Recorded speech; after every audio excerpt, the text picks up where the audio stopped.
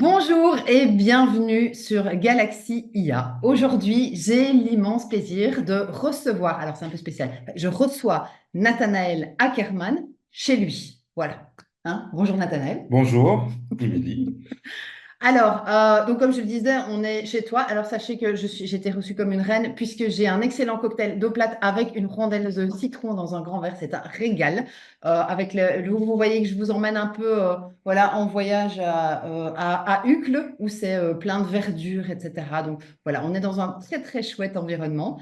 Et donc Nathanaël, pour vous le présenter, alors j'ai un copion parce que c'est assez long et encore je l'ai très réduit. Nathanaël, donc tu t'occupes d'une communauté qui s'appelle AI for Belgium. Tu es Chief Evangelist Officer de cette communauté. Tu es Head of AI au SPF Stratégie et Appui et tu es membre de la délégation belge au comité d'éthique à l'UNESCO. Alors tu as encore beaucoup d'autres casquettes. Mais aujourd'hui, j'avais envie finalement de t'interviewer sur c'est quoi les priorités pour la Belgique, pour l'Europe aussi, on va en parler, en termes d'IA. Et l'idée, évidemment, c'est de développer l'IA dans un environnement finalement qui soit digne de confiance. Et donc, je pense que j'ai trouvé la personne à interviewer avec toi. Donc, pourrais-tu, s'il te plaît, peut-être commencer par l'Europe, nous dire un petit peu Mhm. ce qui est sur la table, une priorité, un sujet, et puis on plongera sur ce qui se passe dans notre petite Belgique mais ô combien inspirante. Très bien. Merci beaucoup, Émilie. Donc, il y a beaucoup de gens qui peuvent répondre à pas mal de questions que tu veux aborder. Il y a une communauté très vivace ici en Belgique. Donc, AI for Belgium réunit l'ensemble de ces acteurs. Mais pour répondre à ta question, donc au niveau de l'Europe, la priorité, c'est clairement lié à ce qu'on appelle l'AI Act, donc la réglementation qui a été publiée ce 12 juillet et qui consiste à mettre en place un cadre réglementaire, un cadre juridique pour assurer qu'on développe une intelligence artificielle, des technologies d'intelligence artificielle dignes de confiance. Donc ça, c'est le défi de l'Europe, c'est se positionner dans la course mondiale en étant respectueux de nos valeurs, en faisant pas la même chose que ce qu'on utilise en Chine ou aux États-Unis. Voilà. Alors concrètement, En essayant d'être compétitif. tout en essayant d'être compétitif. Et donc souvent, on dit que l'Europe régule et qu'elle se tire un peu une balle dans le pied. Donc on va voir qu'il y a à côté de ce AI Act aussi un AI Pact pour justement renforcer l'innovation. Alors, qu'est-ce qu'il y a dans le AI Act? Pour faire simplement, dire les choses simplement, on a les applications d'IA sont classées en fonction de leur niveau de risque, et en fonction de leur niveau de risque, il y a certaines exigences et certains droits et devoirs qui sont applicables. Donc, il y a des applications qui sont prohibées, par exemple le social credit scoring qu'on trouve en Chine, hein, où on met des points aux citoyens en fonction du fait qu'ils répondent ou non à temps, par exemple, pour leurs impôts. Ce qui Et ressemble ça, on méchamment à veut Black pas. Mirror. Voilà, Mm. ça ressemble à Black Mirror, ça ressemble à 1984. C'est pas ça qu'on veut en Non, Europe. on ne veut pas. Ensuite, il y a des applications à haut risque. C'est tout ce qui concerne te concerne personnellement, donc la santé, les processus de recrutement, donc tout ce qui a un impact sur la vie de l'individu. Puis des applications qui sont à risque limité et pour lesquelles il y a une obligation de transparence. Par exemple, si tu parles à un chatbot, il faut que tu saches que tu parles à un chatbot. Et puis, il y a des applications qui sont considérées comme ayant peu de risques. Et voilà. La deuxième chose, c'est que depuis fin 2022, il y a ChatGPT qui est sorti, tous Hein. les modèles de langage. Et donc, on a vu apparaître ce qu'on appelle des modèles à usage général. Alors, comme ces modèles sont à usage général, donc on les a entraînés pour prédire le prochain mot, mais on voit qu'on peut les utiliser pour plein de trucs. En fait, donc, ils ne sont pas liés à une application. Et donc, la réglementation pour ces modèles à usage général a aussi une partie qui est définie et qu'il faudra préciser dans les mois qui viennent. Mais en gros, ces modèles-là peuvent présenter des risques qu'on appelle systémiques et donc ils vont aussi faire l'objet d'une réglementation. La dernière chose dans les AI Act, pour bien comprendre de quoi il s'agit, c'est que en fait, il y a des droits et devoirs qui sont stipulés pour tous les acteurs de la chaîne de valeur. Donc, les développeurs, mais aussi les utilisateurs ou les distributeurs. Voilà. Alors, l'Europe doit mettre en marche, donc implémenter cet AI Act. Ça veut dire qu'il y a une phase de transposition au niveau des États membres. Donc, on est actif là pour l'instant, c'est le SPF Economy, par exemple, qui travaille à l'implémentation de ce AI Act. Et en marge de ce AI Act, il y a aussi une gouvernance qui est mise en place avec un AI Office au niveau de la Commission européenne qui va s'assurer que l'implémentation suit bien son cours et va recueillir, par exemple, les informations sur toutes les applications à haut risque Mhm. et va aussi avoir un rôle de réglementation, donc de vérifier les marquages CE, par exemple, pour ces applications-là. Voilà. Et puis, il y a un certain nombre d'organes qui sont associés à ce AI Office, à la Commission, et des organes au niveau national, des autorités de surveillance des marchés.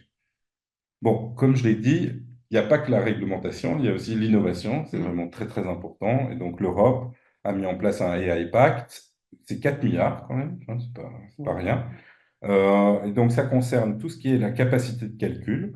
Donc pour faire de l'intelligence artificielle, il faut des données, il faut une grande capacité de calcul. Donc tout ce qui est high performance computing, il y a à peu près 2 milliards qui est consacré à ça. Mhm. Ensuite, sur la générative AI, donc ces grands modèles de langage, il y a aussi énormément d'applications qui sont possibles. Et donc, il y a 500 millions qui sont dans un programme qui s'appelle Gen for AI Mhm. pour développer des applications innovantes dans les secteurs prioritaires, donc la santé, la mobilité, l'environnement, le changement climatique, etc. Donc, on voit qu'il y a plein d'applications qui sont possibles. Et dernier point, il y a une réglementation, ça c'est l'aspect juridique, mais les ingénieurs, ils ont aussi besoin de normes, et donc on travaille aussi sur les standards, voilà, en termes juridiques. Euh, pour l'innovation, pour revenir à ça, pour l'innovation, il y a aussi des grands projets, notamment d'avoir des modèles de langage souverains, et donc des grands projets qui se retrouvent au niveau d'EDIC. EDIC, c'est European Digital Innovation Consortium. Voilà, pour l'Europe, en résumé. Maintenant, Il faut oui, savoir que c'est un gros travail que je lui ai demandé parce que je lui ai dit, il faut que tu résumes et que tout rentre dans 25 minutes. Donc, on peut faire, je pense, au moins on peut faire des heures si 4 on veut. caps. Oui, il m'a dit, il faudrait 2 heures et demie. Bon, voilà, on divise par 5 exposants, 3 plus 2. C'était hyper clair, hein, honnêtement. Donc, il y a acte, il y a pacte, et on sait qu'il y a des commissions, donc des mises en application concrètes, avec un office qui va être vraiment dédicacé, dédié à tout ce qui est IA. Voilà, donc au niveau de l'Europe et puis au niveau des États. Et ça va mettre en gros 2 ans pour être vraiment d'application, hein. C'est Donc ça. ici, la législation existe, mais on laisse le temps pour pouvoir Ouais. effectivement mettre tout d'application. Sauf pour les applications prohibées, ça, dans les 6 mois, donc pour la fin Ouais. de l'année, il faut Non, absolument que les on peut pas, applications on peut pas. prohibées Sinon, soient supprimées. voilà. Voilà. Et donc maintenant, ce qui nous amène finalement au cœur de notre petit pays, euh, La Belgique. tout à fait, trois priorités belges IA. Je t'ai demandé finalement de sélectionner parce que c'est trois priorités parmi beaucoup. Oui, alors, Il va excessivement bien expliquer ça avec une structure. Je sais bien, je lui mets il pas met la pas la pression. pression. Non, je mets pas la pression, c'est bien. C'est bien. Avec une structure spécifique. Très bien. Alors, les 3 priorités pour la Belgique. Bon, j'ai réfléchi un peu avant de répondre. La Belgique, c'est une mini-Europe, hein, donc Ben, on elle a a, mini-Europe d'ailleurs, hein, peut-être. on a mini-Europe et donc ça a sa propre complexité. Donc, il y a des compétences qui sont liées aux régions, des compétences au fédéral, on a aussi des communautés. Bon. Donc, le premier défi en Belgique, c'est la gouvernance. Comme pour l'Europe, il faut gérer la gouvernance européenne, il faut que l'Europe soit, je dirais, une unité face aux États-Unis et à la Chine. Bon, on n'y est pas, mais voilà. Pour la Belgique, de la même façon, il faut aligner les différentes initiatives. Donc, au niveau fédéral, il y a un plan de convergence qui a pour objectif, plan de convergence nationale pour le développement de l'intelligence artificielle, qui a pour objectif justement d'aligner ces différentes initiatives au niveau des régions, mais en intégrant aussi le fédéral. Ce plan-là, il est piloté, copiloté par le SPF, donc le service public fédéral stratégie, auquel j'appartiens, et le service public fédéral économie. Au niveau des régions, on a un AI Flanders programme en Flandre, avec trois parties, une partie entreprise, une partie recherche et puis une partie impact socio-économique, hein. Donc, toucher les citoyens, comprendre le futur des métiers ou ce genre de choses-là. Et on a à peu près la même structure dans les autres plans. Donc, au niveau de la Wallonie, c'est Digital Wallonia for AI. Là, on a l'Agence du numérique et le service public wallon économie EER, je ne sais plus exactement ce que ça veut dire, économie recherche, voilà. Et puis, Écologie, non, c'est pas écologie. environnement, Voilà, éléphant. voilà, très bien. Éléphant probablement. Bon, attention hein, quand même. Et puis au niveau de la région bruxelloise, il y a plusieurs entités, Paradigme, Innoviris, qui financent de la recherche. Et puis il y a un institut aussi qui a été créé, qui s'appelle FARI, qui est l'intelligence artificielle pour le bien commun. On voit qu'un certain nombre d'entités ont été créées dans les régions. Donc, par exemple, la Vlaams AI Academy en Flandre, le Data and Mass Kenniscentrum en Flandre. En région bruxelloise, je l'ai dit, FARI. Et en région wallonne, on a une entité qui s'appelle TRAIL, Trusted AI Labs. C'est tous les laboratoires de recherche qui sont ensemble, laboratoires des universités et des centres de recherche, pour créer un institut qui permet de déployer l'intelligence artificielle et de booster l'économie. Donc, on a le fédéral, on a les régions, on a la coalition AI for Belgium qui a été pensée un peu bottom-up, donc qui réunit des gens du secteur privé, du secteur public, du monde académique, mais aussi des ONG. Et puis finalement, on essaye d'aligner toutes ces initiatives aussi sur des thèmes qui sont des challenges sociétaux, donc la santé, la mobilité, l'environnement par exemple, la cybersécurité aussi qui devient un vrai enjeu, et peut-être le thème le plus important, c'est les compétences. Parce que dans un monde où il y a de l'intelligence Ouais. artificielle, ben, qu'est-ce qu'on doit apprendre? Et, Quelle est euh, la place des humains? et quelle est la place des humains? Ben, on doit la déterminer, bien sûr. Donc, il n'y a pas d'inquiétude à avoir par rapport à ça, mais on voit que, par exemple, le monde de l'éducation Mm. est Ah, aussi fort transformé. Donc, j'ai parlé des régions, il faut parler aussi des communautés, hein. Donc, je me permets pour ce petit rappel. Donc, la communauté, la Fédération Wallonie-Bruxelles, par exemple, commence aussi à mettre en place une stratégie. Elle est aussi responsable, par exemple, de la recherche fondamentale avec le FNRS. Donc là, il y a beaucoup de fonds qui sont donnés aussi à travers les communautés dans l'intelligence artificielle. Donc, la gouvernance. Deuxième défi, les compétences. ah ben, Hein, on en j'en ai parlait parlé, justement, on en hein, parlait, mais mais quelle alors, transition. c'était extraordinaire. Voilà, les compétences. Alors, qu'est-ce qu'on montre? On montre, notamment avec l'IA générative, mais de manière générale, que la productivité au travail, mais aussi la qualité peut être augmentée si on sait comment utiliser l'intelligence artificielle. Et la Donc, il n'y a pas créativité. tellement d'inquiétude sur est-ce que je vais être remplacé par l'IA ou pas. Par contre, si tu n'utilises pas l'IA, ben alors quelqu'un qui l'utilise va probablement être plus efficace que toi. En interviewant Hein? Microsoft, Patrick Villane, c'est qu'il disait, non, les robots ne remplaceront pas les humains. Par contre, les gens qui Mm. travaillent avec l'IA remplaceront ceux qui travaillent sans l'IA. C'est ça, mais donc il faut apprendre. C'est ça, Hein, il en faut gros, apprendre. Et voilà. il Faut faut apprendre. développer ses compétences, je dirais, humaines, ses soft skills, la créativité, l'esprit critique, la communication, la collaboration. Et, et il faut en même temps pouvoir utiliser l'intelligence artificielle. Donc il faut apprendre à l'utiliser et il faut apprendre aussi à faire sans. Parce que parfois, et ça on l'a montré, ben, si elle n'est pas utilisée dans un bon domaine, ben alors tes performances ne s'améliorent pas. Donc il faut Voire, tu perds clairement du oui, temps. voir, tu peux perdre du temps.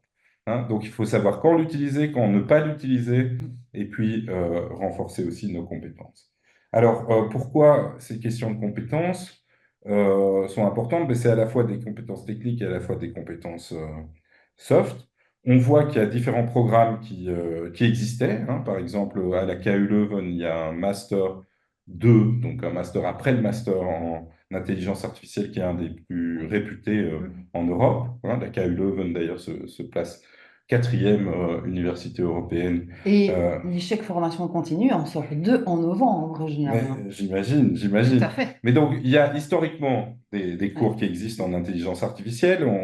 Bon, pour rappel aussi, on a eu en Belgique le premier laboratoire d'intelligence artificielle d'Europe continentale en 1983 à la VUB.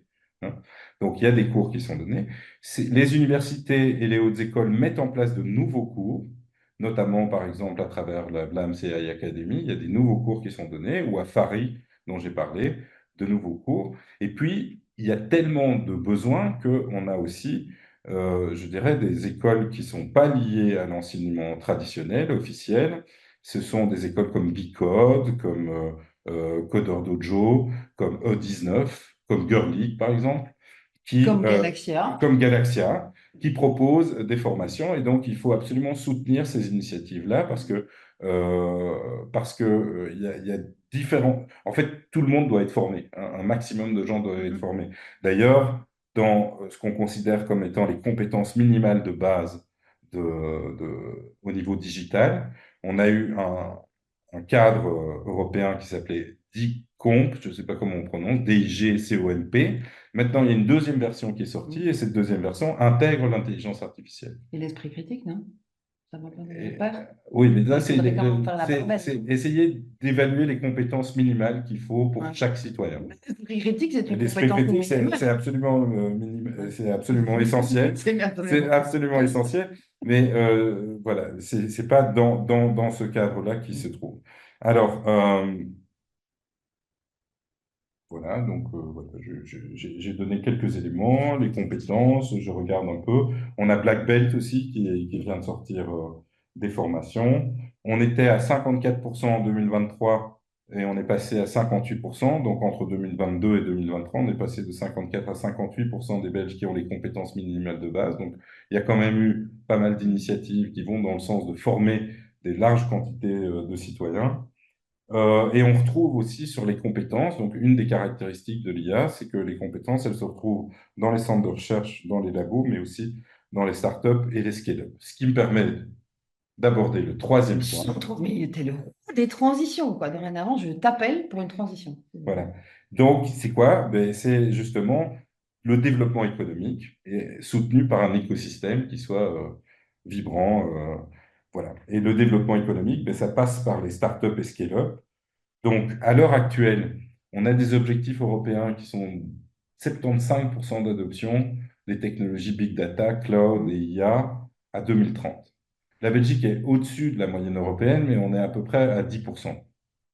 Donc, c'est pas Hein? encore assez. Non, C'est bien d'être au-dessus de la moyenne européenne, un mais on Olympique, est encore à pour ceux 10%. qui. Donc, le troisième enjeu, c'est vraiment que les entreprises s'approprient ces technologies-là, parce qu'on a montré que c'est un facteur de compétitivité évident. Donc, c'est pas pour rien que Google, depuis 2017, se dit AI first. Ben, Amazon est aussi AI first. Donc, Amazon investit plus que Google en IA par an en recherche et développement. Et Google, je pense, on est aux alentours de 34 milliards, juste pour donner un ordre de grandeur. Donc, le fait d'acquérir les compétences, d'intégrer l'IA au niveau des entreprises est essentiel pour leur compétitivité.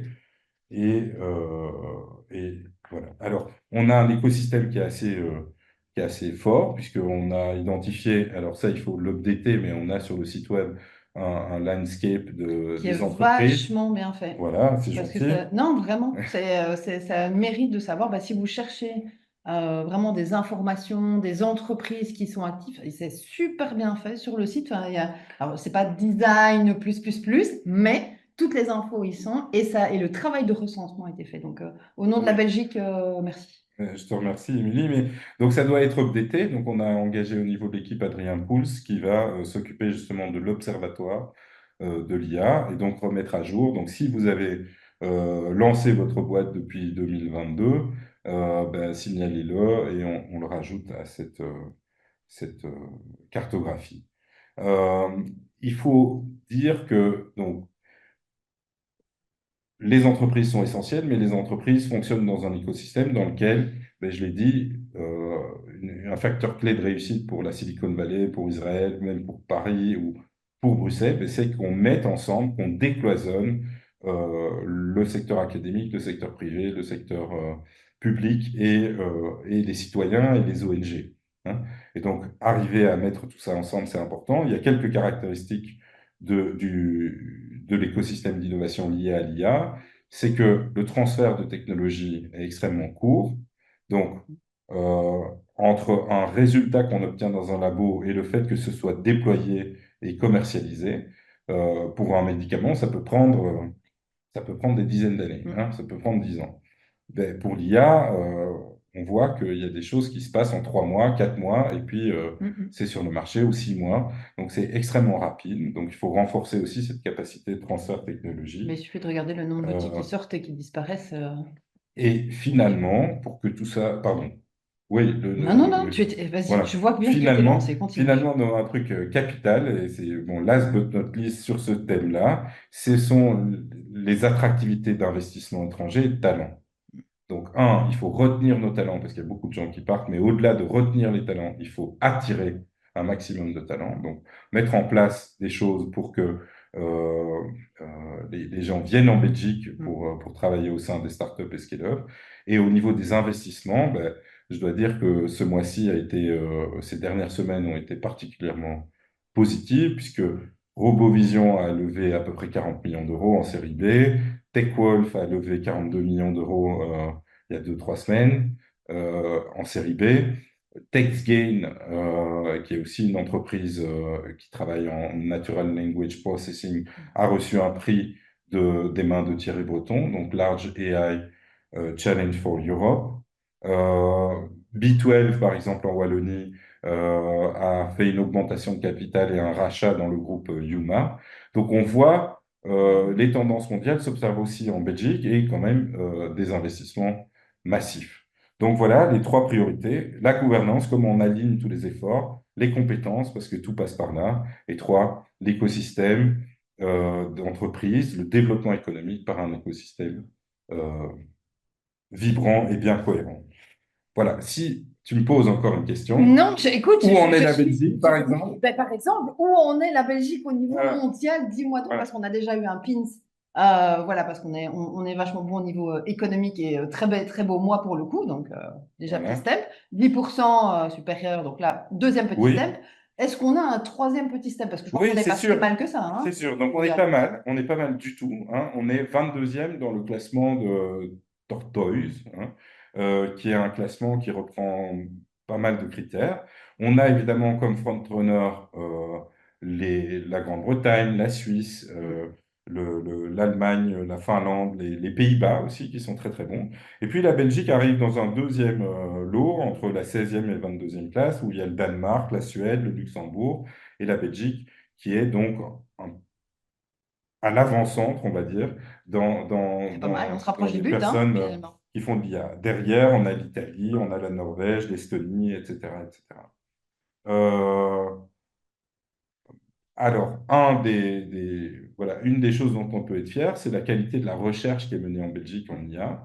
Donc, on a identifié plus de 2000 chercheurs et clairement, le niveau des publications est supérieur à la moyenne européenne aussi. Donc, à la fois l'uptake par les entreprises, qu'il faut absolument booster parce qu'on est au-dessus de la moyenne européenne, mais on est encore largement en dessous Mhm. des objectifs. Sur la recherche, ben, on a des publications de très très bon niveau dans nos centres de recherche. Il faut encore les renforcer, mais là, je pense que c'est quelque chose qui peut être signalé. Voilà, en résumé, C'était un résumé. Alors là, c'est un résumé clair, concis, limpide. Je pense que du coup, vous y voyez clair au niveau européen, au niveau belge, sur toutes les priorités qu'on met en place. Alors, dis-nous tout, si on veut en savoir plus sur AI for Belgium ou voilà, où est-ce qu'on va? alors, AI, il y a un c'est tout. site qui est en train d'être transformé, donc il faut nous pardonner pour l'instant, mais je pense qu'au moment où ça sortira, Oui, il sera nouveau. mm. Donc, sur le site de BOSA, on intègre, donc BOSA, c'est le Service public fédéral stratégie appli, BOSA. on intègre le site des AI for Belgium pour l'instant. Mm. Donc là, vous pouvez vous inscrire, faire partie de la communauté, recevoir la newsletter et puis faire partie d'un écosystème où vous allez recevoir beaucoup d'informations en primeur. Donc, par exemple, Même le groupe WhatsApp, hein, je peux il y témoigner aura un groupe sincèrement, il y WhatsApp a pas mal aussi, de si choses vous qui sont voulez. partagées, Voilà. certaines vraiment pointues, un peu dans toutes les langues, hein, parce qu'on trouve en tout cas anglais, néerlandais, français, des infos, on a besoin de, voilà, d'infos, de sources, d'events, donc c'est hyper riche comme Oui. partage, c'est vraiment chouette. Ben, par exemple, la commission poste aussi sur ce flux-là. Mm. Et donc, dès qu'il y a quelque chose qui sort et pour lequel on peut obtenir des financements, ben, c'est connu. Et puis, il y a quelques pontes aussi de l'intelligence artificielle à l'étranger qui participent. Et donc, on Ouais, c'est a, chouette. Ouais. on a une vraie dynamique sur ce canal. Donc, Euh, ai4belgium.be, et là, vous avez toutes les infos, newsletter, voilà. etc. Eh ben, merci beaucoup. Mais de rien, Émilie, c'était un Au plaisir. plaisir de te réentendre Mais j'espère prochainement pour nous bien. tenir au courant quand on sera en première place, d'accord? Ah, On se alors, revoit? oui, visons les choses par étapes. Ah oui, allez, dans le top Voilà, 10, dans le d'accord? top 20, ce sera Allez, déjà excellent. d'accord. Parce qu'effectivement, il ne faut pas se faire d'illusions, on ne sera pas devant la Chine et les États-Unis en tant que Belgique. Oui. Hein. Mm. Ça, voilà. En tout cas, voilà, je te remercie mille fois. J'espère que ça vous a plu, que vous avez appris un max de choses. N'hésitez pas à aller faire plein de recherches par vous-même. Et rendez-vous sur le site de AI for Belgium. Et je vous dis à tout vite. Au revoir.